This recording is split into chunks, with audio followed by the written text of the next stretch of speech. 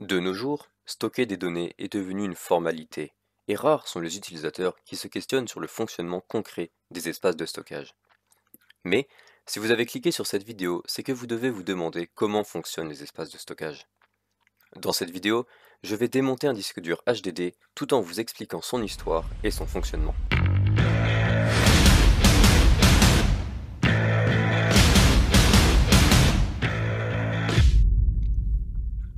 Tout d'abord, il faut savoir que le HDD est une technologie relativement récente.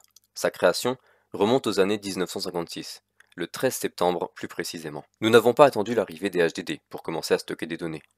Au début du XVIIIe siècle, le Français Basile Bouchon eut l'idée de percer des cartes cartonnées pour automatiser son métier à tisser.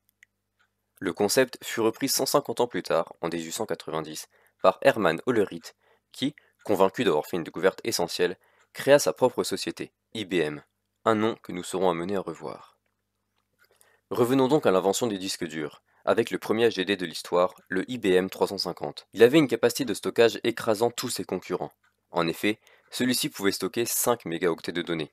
Commercialisé en juin 1957 au prix de 50 000 $, soit 10 000 $ le mégaoctet, je vous laisse imaginer la valeur de la photo familiale stockée sur ce disque.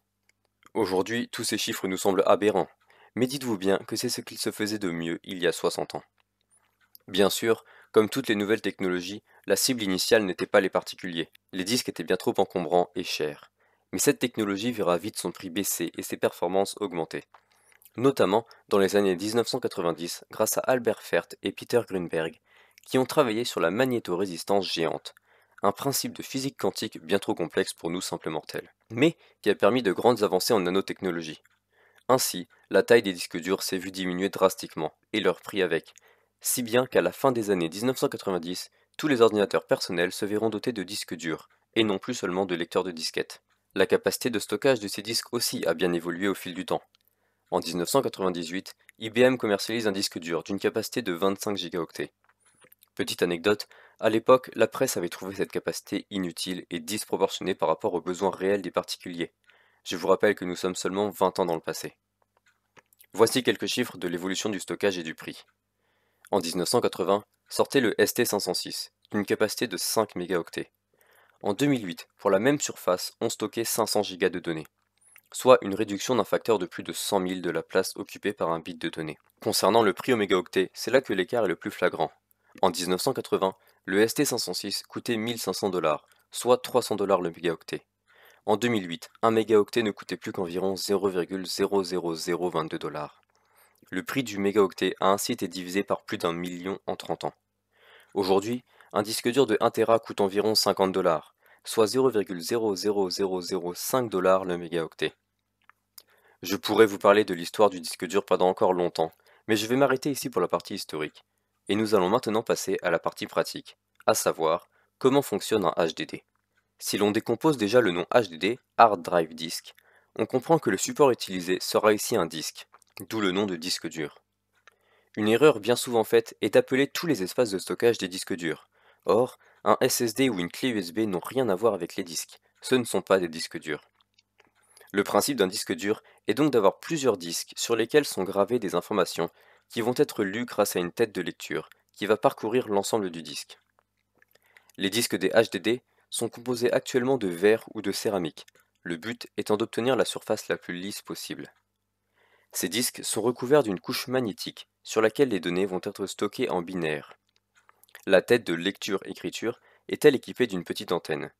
Elle ne va jamais toucher le disque et repose sur un coussin d'air créé par la rotation rapide du disque. Pour vous donner une idée, les têtes de lecture se déplacent aujourd'hui à environ 10 nanomètres du disque, un espace 5000 fois plus fin qu'un cheveu. Grâce à son antenne, elle va pouvoir, via impulsion électrique, modifier le champ magnétique de la surface du disque dur pour y écrire un 1 ou un 0. Pour lire les données, le fonctionnement est le même, mais le procédé se fait à l'envers. C'est la tête qui va recevoir le signal du champ magnétique de la surface du disque pour y lire les informations. L'organisation d'un disque dur se fait de la façon suivante. Les disques sont disposés verticalement sur un axe fixe et vont tourner à une vitesse constante, 7200 tours par minute par exemple. Les têtes de lecture sont elles reliées à une armature qui va les déplacer en arc de cercle à travers les plateaux.